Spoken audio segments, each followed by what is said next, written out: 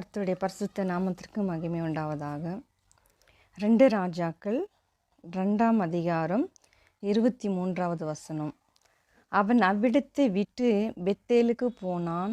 அவன் வழி நடந்து போகையில் பிள்ளைகள் பட்டணத்தில் இருந்து வந்து அவனை பார்த்து மொட்டைத்தலையா ஏறிப்போ, மொட்டைத்தலையா ஏறிப்போ என்று சொல்லி நிந்தித்தார்கள். இந்த இடத்துல எல்லாருக்கும் தெரிஞ்ச ஒரு சத்தியம்தான்.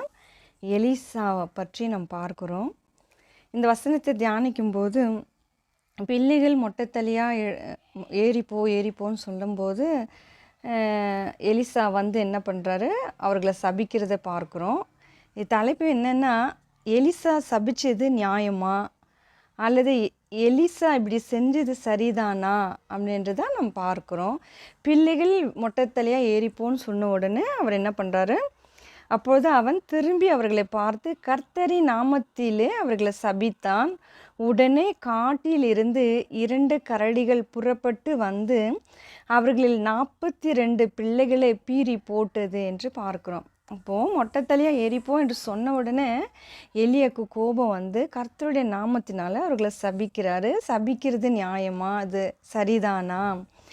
பிள்ளைகள் நம்ம நினைக்கலாம், இந்த இடத்துல நம்ம பார்க்கலாம், பிள்ளைகள் ஏதோ விளையாட்டுக்கோ அல்லது சின்ன பிள்ளைக ஏதோ சொல்லியிருக்கிறாங்களே மொட்டைத்தலையாக ஏறிப்போ, இதுக்கு இவர் இப்படி பண்ணலாமா அப்படின்னு நமக்கு தோணுது. இது படிக்கும்போது அப்படி தான் எனக்கும் தோணுச்சு.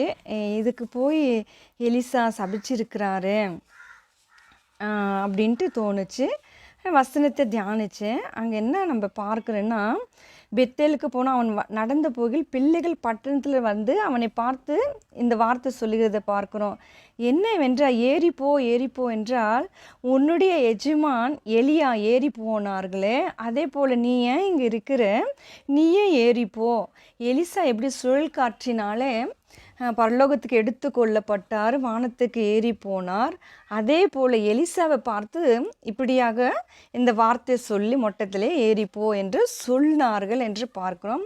அப்போ இங்கே பிள்ளைகள் என்று இந்த நாளிலே நாம் பார்க்கிறோம். பிள்ளைகள் அப்படின்னு சொல்லும்போது இவர்கள் யார் என்று சொன்னால், பிள்ளைகள் என்றால் இவர்கள் சிறு பிள்ளைகளா அல்லது வளர்ந்த பிள்ளைகளா என்று வேதத்தின் ஆதாரமாய் நம்ம பார்க்க போனால் 2 சாமுவேல் 18ஆம் அதிகாரம் 5ஆம் வசனம் இப்படியாக சொல்லுகிறது. ராஜா யோவாபையும் அபிசாயும் ஈத்தாயையும் நோக்கி, பிள்ளையாண்டனாகிய அப்சலோமே, என் நிமித்தம் மெதுவாய் நடப்பீங்கள் என்று கட்டளையிட்டான். அப்போது பிள்ளையாண்டான என் நிமித்தம் மெதுவாய் பார்த்துக்குங்க, அவங்கள சரி ரொம்ப என்ன சொல்லாரு தண்டிக்காதீங்க அப்படின்று தாவீது வந்து யோவாபுக்கு சொல்லுகிறத பார்க்குறோம். அப்போ பிள்ளையாண்டான்னு சொன்னால் இவங்க வந்து சிறு பிள்ளை இல்லை.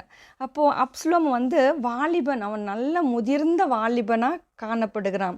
அப்போ இந்த இடத்துல எலிசாவை சொன்ன இந்த பிள்ளைகள் வந்து சிறு பிள்ளைகள் இல்லை, அவங்க கூட வாலிபர்கள் என்று பார்க்கிறோம். வாலிபர்களாக இருந்து இந்த வார்த்தையை சொல்லுகிறதை பார்க்கிறோம். நாம் நீதிமொழிகளை கூட பார்க்கிறோம். 31ஆம் அதிகாரம் கடைசி மேலே வசனம், பிள்ளைகள் எழும்பி அவளை பாக்கியவதி என்று சொல்லுகிறத பார்க்கிறோம். அப்போ பிள்ளைகள் என்றால் வாலிபர்கள், நல்ல வளர்ந்த வாலிபர்களை தான் பிள்ளைகள் என்று நம் வேதத்தில் பார்க்கிறோம். அப்போது இந்த எலிசாவை நிந்தித்த பிள்ளைகள் வந்து சிறு பிள்ளைகள் இல்லை, வாலிபர்கள்.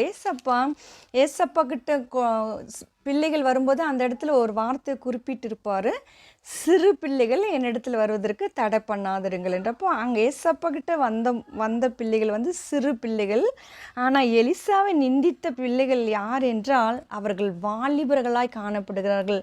வாலிபராக இருந்து அந்த 42 பேரும் சேர்ந்து ஒரு தேவதாசனை, ஒரு தேவ மனுஷனை இந்த வார்த்தையை சொன்னார்கள் என்று பார்க்கல, சொல்லி நிந்தித்தார்கள் என்று பார்க்கணும். அப்படி நிந்தித்தார்கள். விளைவுகள் வந்து விளையாட்ட சொல்லலை, அந்த மொட்டைத்தலையா என்று சொல்லி நிந்திக்கிறத நம்ம இந்த இடத்துல பார்க்குறோம். ஹல்லேலூயா.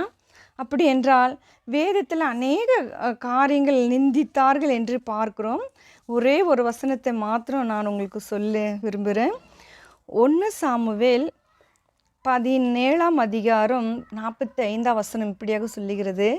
அதற்கு தாவீது பெலிஸ்தனை நோக்கி, நீ பட்டயத்தோடும் ஈட்டியோடும் கேடகத்தோடும் என்னிடத்தில் வருகிறாய், நானோ நீ நிந்தித்த இஸ்ரவேலுடைய இராணுவங்களின் தேவனாகிய சேனைகளுடைய கர்த்தரின் நாமத்திலே உன்னிடத்தில் வருகிறேன். இந்த இடத்துல இந்த சம்பவம் தெரியும். கோலியாத்துக்கும் தாவீதுக்கு நடக்கிற யுத்தத்தை இந்த இடத்துல நம்ம பார்க்குறோம். அப்போது இவன் கோலியத்தை என்ன பண்ணுடைய தேவர்களை கொண்டு இவன் என்ன பண்ணுறான்னா சபிக்கிறதே பார்க்குறோம். ஆனால் இந்த இடத்துல நம்ம வாசிக்கிறோம், இந்த இடத்துல இந்த மொட்டைத்தலையாக ஏறிப்போ என்ற இந்த வாலிபர்கள் ஒன்றும் அவர்களுக்கும் இவர்களுக்கும் ஒரு கனெக்ஷனும் இல்லை. தேவ மனுஷனை இந்த வாலிபர்கள் நிந்தித்தபடியால் தான் இந்த இடத்துல எலிசா சபிக்கிறதை பார்க்குறோம். அப்போது இவருடைய சபித்ததல், இவருடைய சாபம் சரியானது தான் காணப்படுகிறது.